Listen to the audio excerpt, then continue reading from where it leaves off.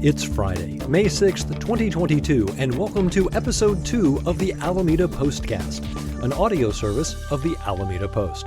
I'm your host, Scott Peeler. Our top story: directly adjacent to the Posey Tube is one of the quirkiest neighborhoods in all of Alameda. Created in the late 1960s by Barney Barnhill along with naval architect Richard Boland, the Barnhill Marina is home to 66 eclectic floating homes that serve as a unique oasis of affordable living in the Bay Area.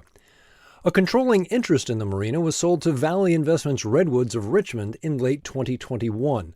The new owners eventually sought rent increases from the existing residents, averaging a 30% increase. Many of the residents claimed the increases would price them out of the area. On April 28th, the matter came before the Alameda City Council.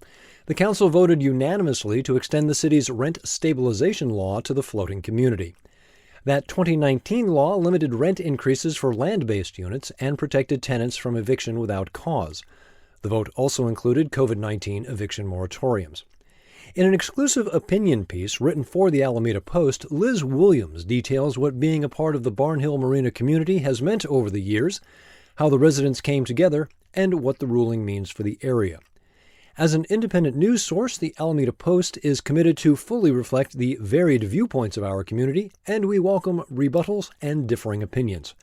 For more details on this story, including the Post guidelines for submitting your letter to the editor, visit alamedapost.com/top. In other City Council news, a public hearing was held on May 3rd to review and comment on the annual report on the general plan and the draft housing element update. The draft housing element update describes how the city will accommodate the regional housing needs allocation for 2023 through 2031. The Bay Area has been issued an allocation of 441,176 housing units, with Alameda's share being 5,353. That number rises to 6,424 when California's Housing and Community Development Capacity Buffer is added.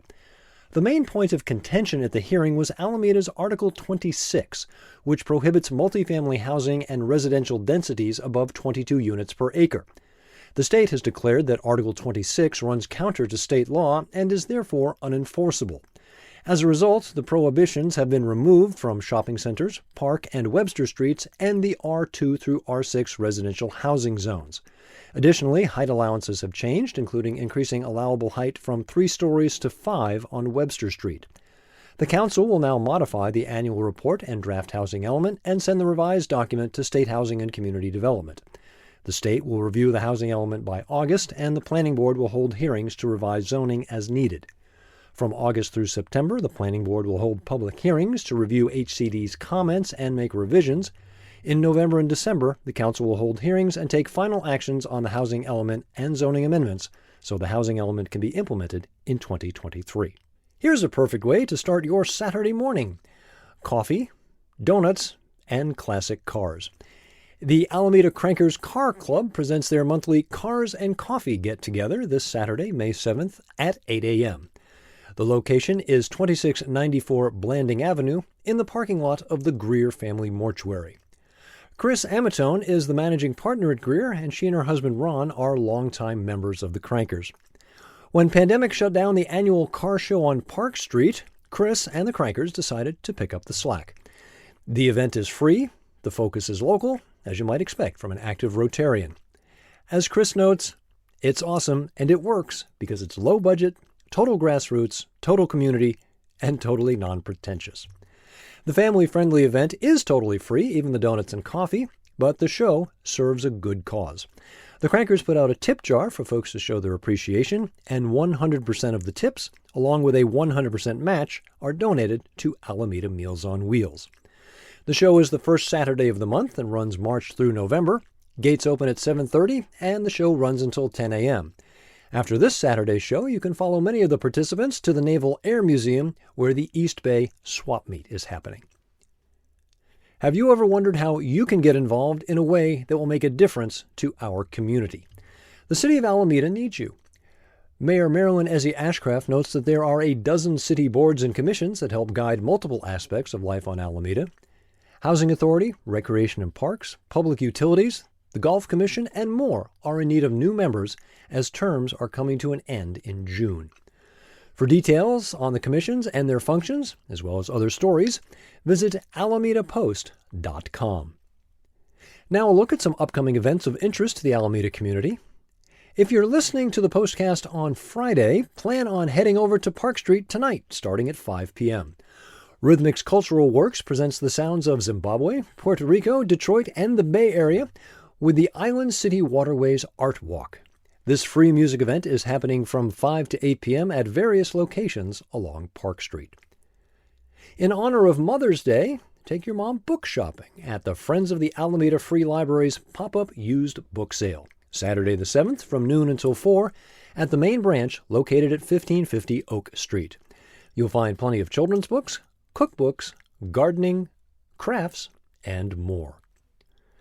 This Friday the 13th, no need to be scared, join the Frank Bett Center for the Arts for the 16th annual Alameda on Camera mid-show reception. This photo-based juried competition showcases all that is Alameda as seen through the eyes and lenses of 48 artists over a 48-hour period. The reception is from 6 until 8 p.m. at the Frank Bett Center, 1601 Peru Street on the corner of Lincoln Avenue.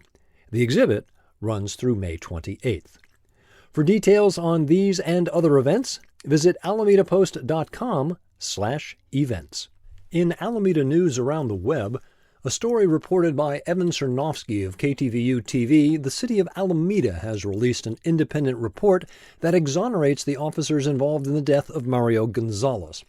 The Rennie Public Law Group concluded that the officers in question acted in a manner that was, quote, consistent with department policies, end quote. Listeners of the Postcast will recall that attorneys for the Gonzalez family last week released an independent autopsy declaring his death was due to restraint asphyxia and not methamphetamine. Details at ktvu.com. The full Rennie Public Law Group report may be found at the City of Alameda's website, alamedaca.gov. Angelica Cabral of the East Bay Times reports on Girls Incorporated's annual Women Who Dare Award. This year, the award recipient is helping to redefine the organization. Annika Miller is the first agender student to be honored by Girls Incorporated. Miller, who uses they-them pronouns, received the award for personal growth, LGBTQ+ activism, and their involvement with STEM classes.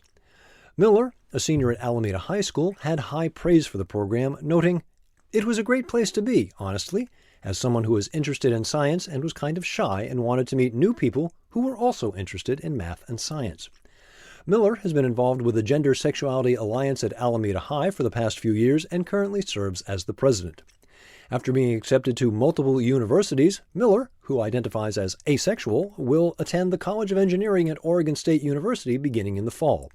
Full details at eastbaytimes.com. The next round of our popular historical walking tours tells the tales of the rails. Join Dennis Ebanosky this month as he explores Alameda, the railroad town. The tours were scheduled to start this Saturday with a look at the arrival of the Transcontinental Railroad. That walk has been postponed until May 28th.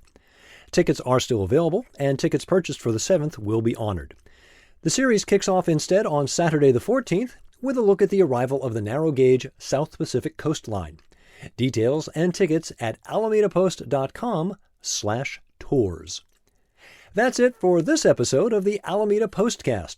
Visit our website, alamedapost.com/newsletter, to sign up for our weekly newsletter. It's free and will never sell or give your personal information to anyone. You can also find us on Facebook, Instagram, Twitter, and YouTube.